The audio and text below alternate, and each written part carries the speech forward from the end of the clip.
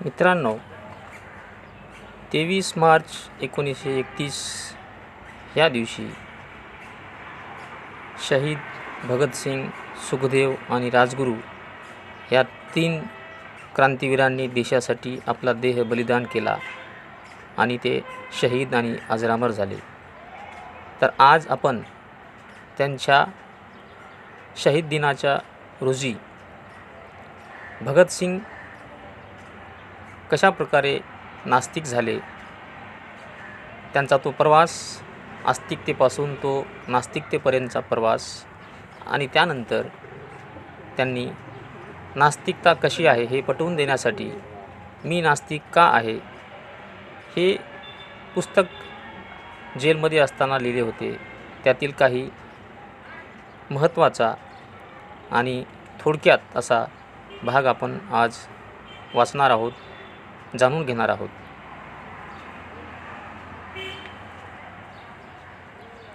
भगतसिंग म्हणतात,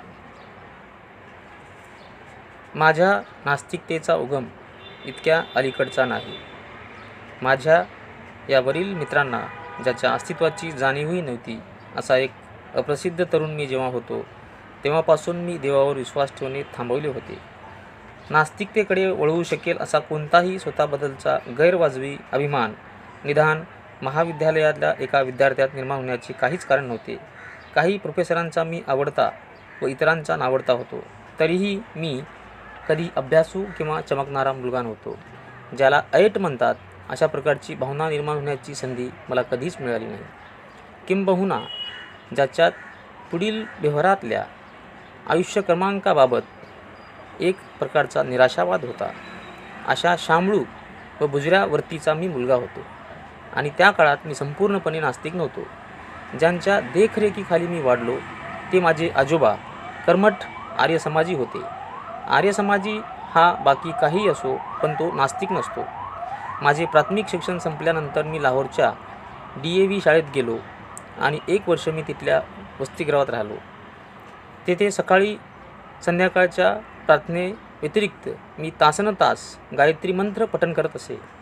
त्या काळात मी पूर्णपणे श्रद्धाळू होतो. नंतर मी माझ्या वडिलांसोबत राहू लागलो. कर्मठ धर्ममताच्या बाबतीत पाहिले तर ते उदारमतवादी आहेत. स्वातंत्र्यासाठी आयुष्य वेचण्याची स्फूर्ती मला त्यांच्या शिकवणीमधूनच मिळाली. पण ते नास्तिक नाहीत, ते कट्टर आस्तिक आहेत. रोज प्रार्थना म्हणण्यास ते मला प्रोत्साहन देत असत. अशा प्रकारे मी लहानाचा मोठा झालो. असहकाराच्या दिवसात मी नॅशनल कॉलेजात जाऊ लागलो. उदारमतवादाला अनुसरून विचार करणे, देव किंवा धार्मिक प्रश्नाबाबत चर्चा करणे व त्यांच्यावर टीका करणे हे मी तेथेच सुरू केले. पण तरीही मी श्रद्धावान आस्तिकच होतो. त्या वेळेपावता मी केस न केस कापता ते लांब राखण्यास सुरुवात केली होती. परंतु पौराणिक गोष्टी किंवा शीख व इतर कोणत्याही धर्माच्या शिकवणुकीवर माझा कधीही विश्वास बसला नव्हता. पण देवाच्या अस्तित्वावर माझा पक्का विश्वास होता. पुढे मी क्रांतिकारी पक्षात सामील झालो. सर्वात आधी मी ज्याच्या सानिध्यात आलो त्या आमच्या नेत्याची देवाबद्दल पक्की खात्री नसली तरी तो देवाचे अस्तित्व नाकारण्याचे धैर्य दाखवू शकत नसे. माझ्या देवाविषयीच्या सततच्या चौकशावर तो म्हणत असे, जेव्हा इच्छा होईल तेव्हा प्रार्थना करत जा. आता हे म्हणजे नास्तिकता उणे ते मत म्हणून अंगीकारण्यास लागणारे धैर्य होय.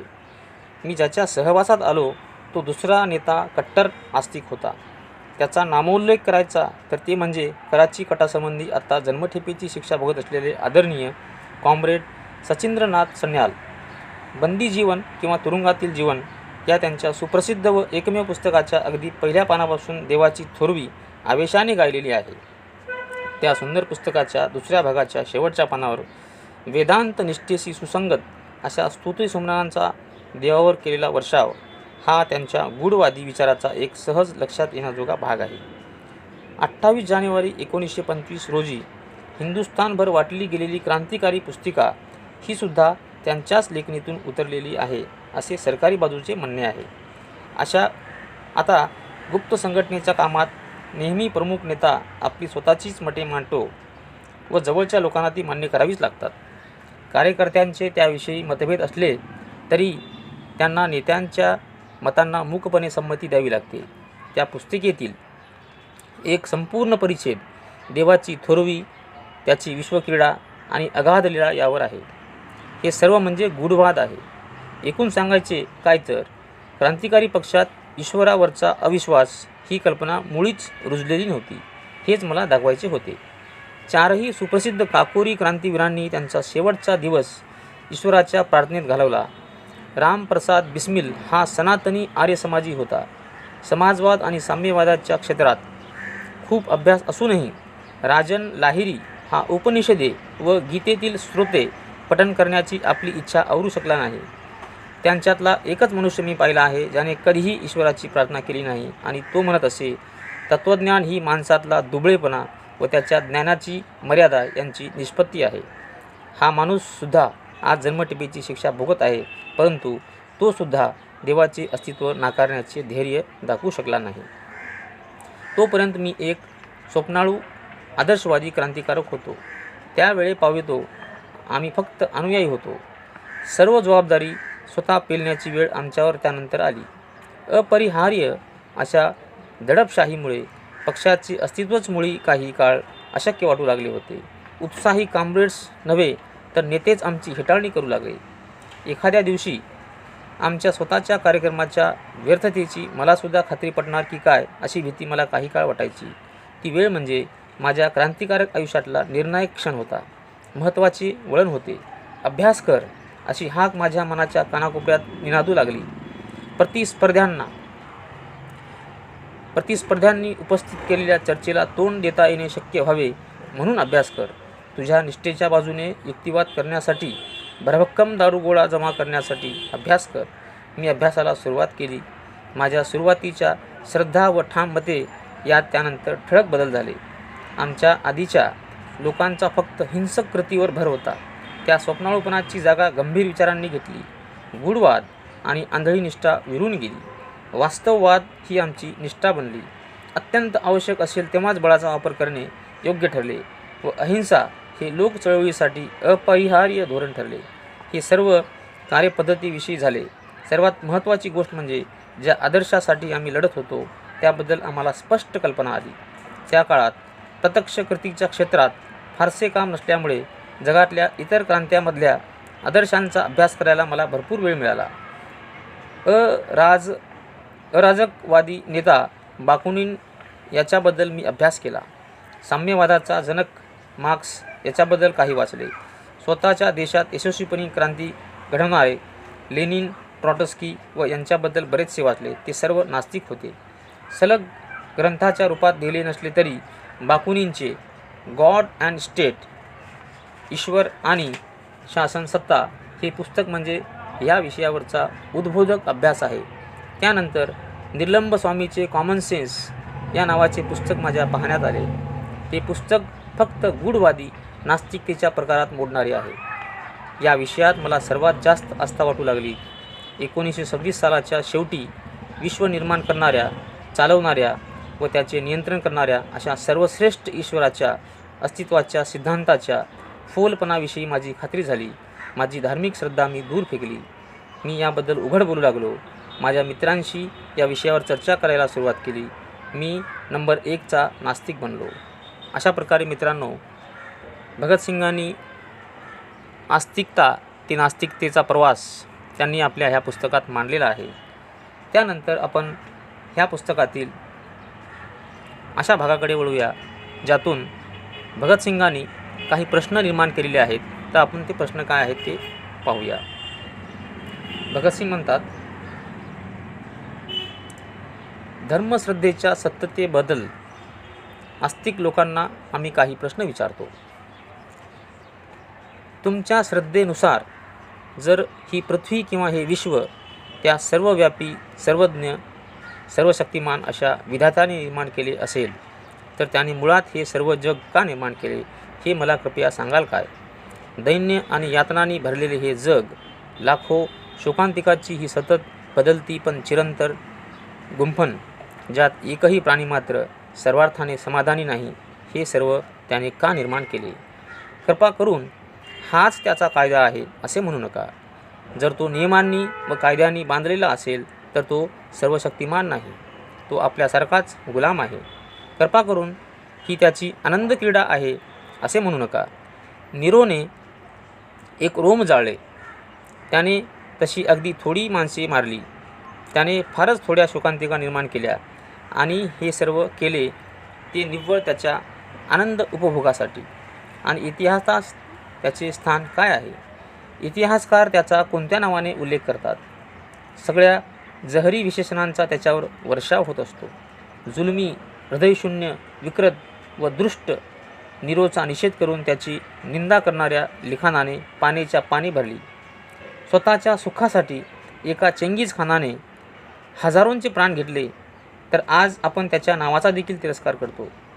मग प्रत्येक दिवशी, प्रत्येक घटकेला, प्रत्येक क्षणाला असंख्य शोकांतिका घडवत आलेल्या व अजूनही घडत असलेल्या तुमच्या अनादि अंत नीरोचे, ईश्वराचे समर्थन तुम्ही कसे करणार आहात?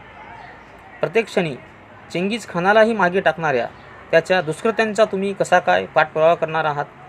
खरोखरचा नरक असणाऱ्या, सततचा कट्टू असंतोष नांदणाऱ्या या जगाला त्याने निर्माणच का केले? मी विचारतो, जर त्याच्याकडे असे सामर्थ्य होते तर परमेश्वराने मानवाला निर्माणच का केले? या सर्वांचे समर्थन काय? तुम्ही असे म्हणणार आहात की ही यातना भोगणाऱ्या निष्पाप माणसांना पुढे बक्षीस देण्यासाठी आणि पापी लोकांना पुढे शिक्षा करण्यासाठी त्याने हे सर्व निर्माण केले. वा वा. एखाद्या माणसाने नंतर एक मुलायम सुखकारक मलम चोळण्यासाठी जर तुमच्या अंगाला जखमा केल्या तर तुम्ही त्याचे कोठवर समर्थन करणार आहात? भुकेल्या, चवताळलेल्या सिंहापुढे माणसे फेकायची आणि हिंस्त्र पशूच्या करवी मृत्यूतून जर ते वाचलेच तर त्यांची काळजी घ्यायची व शुश्रूषा करायची. हे खेळ रोममध्ये ग्लॅडिएटर या प्रतीमध्ये होत असत. अशी संस्था स्थापन करणाऱ्या व त्यांना पाठिंबा देणाऱ्या लोकांचे हे कृत्य कितपत योग्य होते? आणि म्हणून मी विचारतो, त्या जाणत्या विधात्याने हे जग आणि त्यातला मानव का निर्माण केला? स्वतःचे सुख मिळवायला. तर मग नीरो आणि तो यात काय फरक? मुसलमान आणि ख्रिस्ती बांधवांनो, हिंदू तत्त्वज्ञान हे आणखी काही ना काही कारणे पुढे करतच राहील. मी तुम्हाला असे विचारतो की वरील प्रश्नाला तुमचे उत्तर काय? तुम्ही पुनर्जन्मावर विश्वास ठेवत नाही. यातना भोगणाऱ्या निष्पाप माणसाच्या पूर्वसंचित पापांचे कारण तुम्ही पुढे करू शकणार नाही. मी असे विचारतो की शब्दातून जग साकार करायला 6 दिवसांचा हा खटाटोप त्या सर्वशक्तिमान ईश्वराने का केला? आणि वर सर्व काही ठीक आहे असे तो का म्हणाला? त्या विधात्याला आज बोलवा, मागील इतिहास त्याला दाखवा, वर्तमान परिस्थितीविषयी त्याला विचार करू दे आणि मग पाहूया की सर्व काही ठीक आहे असे म्हणायचे धाडस त्याला होते का? कैदखान्यातील कोठड्या, झोपडपट्ट्यात उपाशी पोटी झिजत पडलेले लाखो जीव, भांडवलशाही रक्तपिसासूकडून त्यांच्या रक्तशोषणाची क्रिया धीमेपणाने म्हणा किंवा उदासीनतेने न्हाळत राहणारे पिळले जाणारे कामगार पाहून साधे तारतम्य असलेल्या कोणाही माणसाच्या अंगावर शहारे येतील. अशा प्रकारे होत असलेला मानवी शक्तीचा अपव्यय गरजू श्रमिक लोकांना वाटण्याऐवजी समुद्रात फेकून दिले जाणारे जास्तीचे उत्पादन आणि मानवी हाडांनी भरलेल्या पायावर उभे असलेले राजवाडे हे सर्व पाहू दे आणि मग म्हणू दे सर्व काही ठीक आहे. का आणि कशासाठी हा माझा प्रश्न आहे. तुम्ही गप्प आहात. ठीक आहे, मी पुढे जातो. तुम्ही हिंदूंनो, तुम्ही मानता की या जन्मी कष्ट सोसणारे हे मागच्या जन्मी पाप केलेल्यांच्या पोटीतले आहेत. ठीक. तुम्ही म्हणता की या जन्मी जुलूम करणारे हे त्यांच्या पूर्वजन्मात महात्मे होते म्हणून ते आज सत्ता सुख उपभोगत आहेत. मला हे कबूल आहे की तुमचे पूर्वज फार धूर्त होते. विवेकनिष्ठ विचार करण्याचे व देवधर्मावरील अविश्वासासंबंधी चालणारे सर्व प्रयत्न हाणून पाडण्यासाठी त्यांनी भक्कम शस्त्रे घडवण्याचा प्रयास केला. पण आत्ताच्या त्यांच्या उच्च जन्माचे हे कारण कितपत टीका धरू शकते याचे आपण परीक्षण करूया. सर्वात प्रसिद्ध व मान्यवर अशा कायदेपंडितांच्या दृष्टिकोनातून गुन्हेगाराला शिक्षा देण्याचे समर्थन फक्त 3 किंवा 4 प्रकारे होऊ शकते. मुख्य 3 प्रकार म्हणजे बदला घेणारे, सुधारणेला चालना देणारे आणि आणखी गुन्ह्यांना प्रतिबंध करणारे शासन. सर्व आधुनिक विचारवंतांनी बदला घेण्यासाठी शिक्षा ही कल्पना निषिद्ध ठरवली आहे. गुन्ह्यांचा निरोध करण्याकरता शिक्षा ही विचाराची पद्धतशाही ताज्य ठरवली जाऊ लागली आहे. मानवजातीच्या विकासाला आवश्यक आणि अपरिहार्य अशी कल्पना फक्त सुधारणेसाठी शिक्षा हीच आहे. समाजाला उपयुक्त आणि कार्यक्षम शांतताप्रिय नागरिक म्हणून गुन्हेगाराला समाजामध्ये परत येता यावे हा या शिक्षा पद्धतीचा कटाक्ष आहे. परंतु आपण घटकाभर त्यांना गतजन्मीचे गुन्हेगार समजले तरी अशांना देव जी शिक्षा ठोठावतो ती कशा प्रकारची असते? तुमचे म्हणणे असे आहे का की तो त्यांना गाय, मांजर, झाडझुडूप, पशु वगैरे जन्म देऊन जगात पाठवतो? तुम्ही त्यांची संख्या 84 लक्ष ठरवली आहे. मी तुम्हाला असे विचारतो की याचा माणसाची सुधारणा होण्याच्या दृष्टीने काय परिणाम होतो? पाप केल्यामुळे पूर्वीच्या जन्मी मी गाढव म्हणून जन्माला होतो म्हणून आता मी नीट वागतो असे सांगणारी किती माणसे तुम्हाला भेटली आहेत? एकही नाही. तुमच्या पुराणातले दाखले देऊ नका. तुमच्या पुराणकथांचा परामर्श घ्यायला मला आता सवड नाही. आणि तुम्हाला हे ठाऊक आहे का की गरीब असणे हे जगातले सर्वात मोठे पाप आहे. गरिबी हे पाप आहे, ही शिक्षा आहे.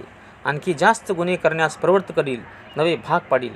अशा शिक्षेचे प्रकार सुचवणाऱ्या गुन्हाशास्त्रज्ञाची, कायदेपंडितांची आणि कायदे करणाऱ्यांची तुम्ही प्रशंसा कराल काय?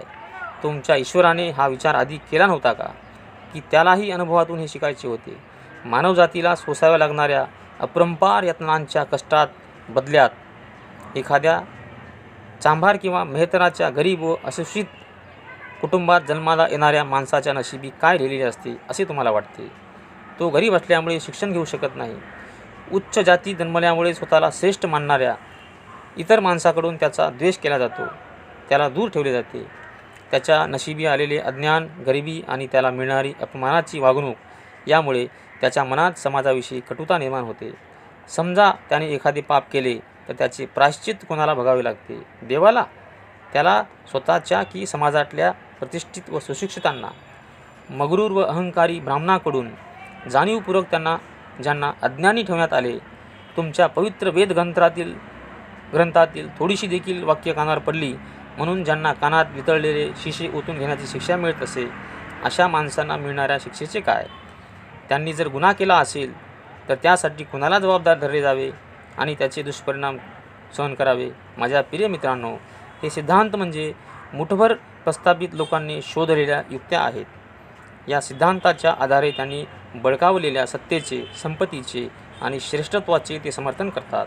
होय, बहुधा अपटन सिंक्लेअरने कुठेतरी लिहिले आहे की माणसाला फक्त अमरत्वावर विश्वास ठेवायला लावा आणि मग त्याची संपत्ती व मालमत्ता खुशाल लुबाडा. कदाचित अजिबात कुरकुर न करता तो त्याच्यामध्ये तुम्हाला मदतही करेल. धर्मोपदेशक आणि सत्ताधारी यांच्यातल्या युतीमुळेच तुरुंग, वधस्तंभ, दंडुका आणि हे धार्मिक विचार जन्माला आलेले आहेत.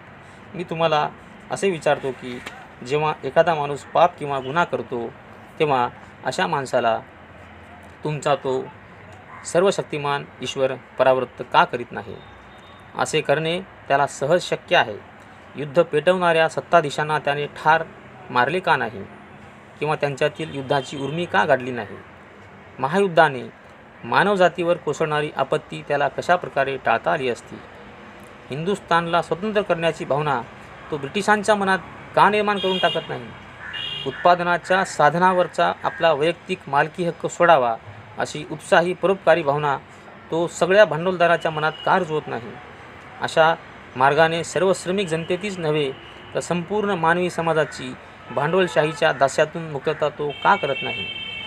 समाजवादी सिद्धांताच्या व्यवहार्यतेविषयी तुम्हाला चिकित्सा करायची आहे ना? तो प्रत्यक्षात उतरवण्याचे काम मी तुमच्या परमेश्वरावरच सोपवतो.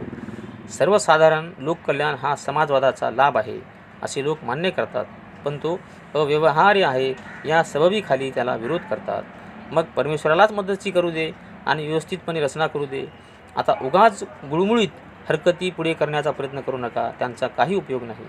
मला तुम्हाला सांगायचे आहे की ईश्वराची तशी इच्छा आहे म्हणूनच इंग्रजांचे राज्य आपल्यावर नाही तर त्यांच्याकडे सत्ता आहे आणि त्याला विरोध करण्याचे धार्य दाखवत नाही म्हणून आहे. देवाच्या सहाय्याने ते आपल्याला त्यांच्या अंकित ठेवत नाहीत तर बंदुका, दारुगोळा, काडतुसे, पोलीस, सैन्य आणि आपली उदासीनताही कारणीभूत आहे. आणि त्याच्यामुळेच एका राष्ट्राची दुसऱ्या राष्ट्राकडून राक्षसी पिळवणूक करणे यासारखे मानवी समाजाच्या दृष्टीने एक घृणास्पद पाप ते अत्यंत ईश्वरीपणे करत राहतात. कुठे आहे देव? काय करतोय तो? मनुष्य प्राण्याच्या या यातनामुळे त्याला अत्यंत आनंद होतो आहे का? नीरो, चंगीज खान त्याचा धिक्कार असो. या विश्वाची आणि माणसाची उत्पत्ती कशी झाली आहे याचे मी स्पष्टीकरण देतो. असा तुमचा प्रश्न आहे का? ठीक आहे, ते मी सांगतो. चार्ल्स डार्विनने या विषयावर प्रकाश टाकायचा प्रयत्न केला आहे. त्याचा अभ्यास करा. सोहम स्वामीचे कॉमन सेन्स हे पुस्तक वाचा. काही प्रमाणात ते तुमच्या प्रश्नाचे उत्तर देईल. विश्वाची व माणसाची उत्पत्ती ही नैसर्गिक प्रक्रिया आहे. तारका मंडळातील वेगवेगळ्या पदार्थाच्या मिश्रणाने ही पृथ्वी तयार झाली. कधी? इतिहासात शोधा. त्याच प्रक्रियेने पशु आणि शेवटी मानव तयार झाला. प्राणी जातींची उत्पत्ती हा डार्विनचा ग्रंथ वाचा आणि त्यानंतरची सर्व प्रगती ही मानवाचा निसर्गाशी सतत चालणारा संघर्ष व त्याच्या निसर्गावर मात करण्याचा प्रयत्न यामुळे झाली आहे. या प्रक्रियेचे अगदी थोडक्यात स्पष्टीकरण द्यायचे तर ते असे आहे. तुमचा पुढचा युक्तिवाद बहुतेक असा असेल की पूर्वजन्मी केलेल्या पापामुळे नाहीतर मग कशामुळे एखादे मूल जन्मताच आंधळे किंवा पांगळे निचपते. जीवशास्त्रज्ञाने या प्रश्नाचे स्पष्टीकरण असे दिले आहे की ती जीवशास्त्रीय अशी घडामोड आहे. आपल्या अपत्याच्या जन्मापूर्वीच त्याला अपंग करण्याची पूर्ण जबाबदारी सुजाण किंवा अज्ञानी असणाऱ्या त्याच्या आईबापावरच असते, असे जीवशास्त्रज्ञांचे म्हणणे आहे. बालिश असला तरी तुम्ही आणखी एक प्रश्न अर्थातच मला विचारणार, जर देव अस्तित्वाचंच नाही तर त्याच्यावर विश्वास ठेवण्यास लोकांनी सुरुवात तरी कशी केली? याला माझे स्पष्ट आणि थोडक्यात उत्तर असे आहे. जसा ते भूत पिशाच्यावर विश्वास ठेवायला लागले तसेच हे सुद्धा झाले. फरक इतकाच की ईश्वरावरची श्रद्धा ही सर्वसामान्य पातळीवरची असते आणि त्यासंबंधींचे तत्त्वज्ञानही चांगले प्रगत आहे. लोकांना आपले गुलाम ठेवण्यासाठी पिळवणूक करणारे धूर्त लोकांना सर्वश्रेष्ठ परमेश्वराच्या अस्तित्वाची शिकवण देत असतात आणि मग आपल्या विशेष अधिकारयुक्त स्थानाला त्यांच्याकडून पावित्र्य व मान्यता प्राप्त करून घेतात आणि यातच धर्माचा उगम आहे, असे काही जहाल मतवाद्यांचे मत आहे, पण ते मला मान्य नाही. जरी सर्व श्रद्धा, धर्म, पंथ आणि इतर अशा संस्था ह्यापुढे जुलमी व पिळवणूक करणाऱ्या संस्था, व्यक्ती व वर्ग यांना पाठिंबा देणाऱ्या बनल्या आहेत, ह्या जहालांच्या मुद्द्यांशी मी सहमत आहे. राजाविरुद्ध बंड करणे हे प्रत्येक धर्माने पापच मानले आहे. देवाचा उगम कसा झाला याबद्दल माझी स्वतःची अशी कल्पना आहे की माणसाच्या मर्यादा, दुबळेपणा व त्रुटी यांची झालेली जाणीव विचारात घेऊन सर्व परिस्थितींना धैर्याने तोंड देण्यासाठी, सर्व प्रकारच्या संकटांना खंबीरपणे सामोरे जाण्यासाठी, भरभराटीच्या व समृद्धीच्या काळात माणसाला आवर घालून त्याच्या वागण्यावर ताबा ठेवण्यासाठी देवाचे काल्पनिक अस्तित्व निर्माण करण्यात आले. स्वतःचे असे खास नियम व आईबापांची उदार सहजता या दोहोंनी परिपूर्ण अशा देवाची कल्पना जास्त तपशीलवारपणे पुढे रंगवली गेली. माणूस समाजाला विघातक ठरू नये त्यासाठी प्रतिबंधक उपाय म्हणून देवाचा उपयोग व्हावा या हेतूने दैवी कोप व दैवी नियम या कल्पना मांडल्या गेल्या. देवाची दयाळू व वात्सल्य वृत्ती वर्णिल्याने तो पिता, माता, भगिनी, बंधू, मित्र, मदतनीस अशा रूपात उपयोगी पडू लागला. विश्वासघात झाल्यामुळे किंवा सर्व आप्त स्वकीयांनी दूर केल्यामुळे मनुष्य जेव्हा अत्यंत निराश अवस्थेत असेल तेव्हा आपल्या मदतीला व आधार द्यायला आपल्या एक सच्चा आप्त अजूनही आहे आणि तो विधाता आहे, सर्वशक्तिमान आहे या कल्पनेमध्ये त्याला आधार मिळतो आणि आदिमानवाच्या काळात ही गोष्ट खरोखरच उपयोगी होती. नैराश्यामध्ये ईश्वराच्या संकल्पनेचे फार सहाय्य होते. मूर्तिपूजा, धर्माच्या कोत्या समजुती या गोष्टीबरोबरच ईश्वरावरच्या या श्रद्धेविरुद्धही समाजाने लढा द्यायला हवा. तसेच मनुष्य जेव्हा स्वतःच्या पायावर उभे राहून वास्तववादी बनू पाहतो तेव्हा त्याने श्रद्धा दूर फेकायला हवी व परिस्थितीमुळे तो कोणत्याही निराशेत किंवा संकटात सापडला तरी त्या सर्वांचा समर्थपणे मुकाबला करण्याचा पुरुषार्थ दाखवायला हवा. माझी अवस्था नेमकी अशीच आहे. मित्रांनो, हा माझा पोकळ दिमाग नव्हे, नास्तिक बनवणाऱ्या या माझ्या विचारपद्धतीमुळे मी नास्तिक बनलो आहे. अशा माणसाच्या दृष्टीने पाहिले तर दैनंदिन पूजा व ईश्वरावरची श्रद्धा या सर्वात स्वार्थी आणि स्वतःला काळीमा फासणाऱ्या गोष्टी आहेत असे मी मानतो. मला ठाऊक नाही की देवावरची श्रद्धा आणि प्रार्थना यांची माझ्या बाबतीत काही मदत होईल की ज्यांच्यामुळे माझी अवस्था आहे त्यापेक्षा बिकट होईल. सर्व प्रकारच्या संकटांना धैर्याने तोंड देणाऱ्या नास्तिकाबद्दल मी वाचले आहे आणि त्याप्रमाणेच शेवटपर्यंत म्हणजे अगदी वधस्तंभापर्यंत ताठ मान ठेवून ठाम उभे राहणाऱ्या माणसासारखे वागण्याचा मी प्रयत्न करतो आहे. मी यातून कसा काय पार पाडतो ते पाहूया. माझ्या एका मित्राने मला प्रार्थना करायला सांगितले. मी जेव्हा माझ्या नास्तिकतेविषयी त्याला सांगितले तेव्हा तो म्हणाला, तुझ्या अखेरच्या दिवसात तू देवावर विश्वास ठेवू लागशील. मी म्हणालो, नाही महाशय, असे कधीच होणार नाही. असे करणे म्हणजे तोंडाला काळिमा फासणारे व मनोधैर्य खचणारे कृत्य आहे असे मी समजेन. स्वार्थी हेतूसाठी मी प्रार्थना करणार नाही. वाचक आणि मित्र हो, याला तुम्ही पोकळ एट म्हणाल काय? तशी जर ती असेल तर मला तिचा अभिमान आहे. धन्यवाद.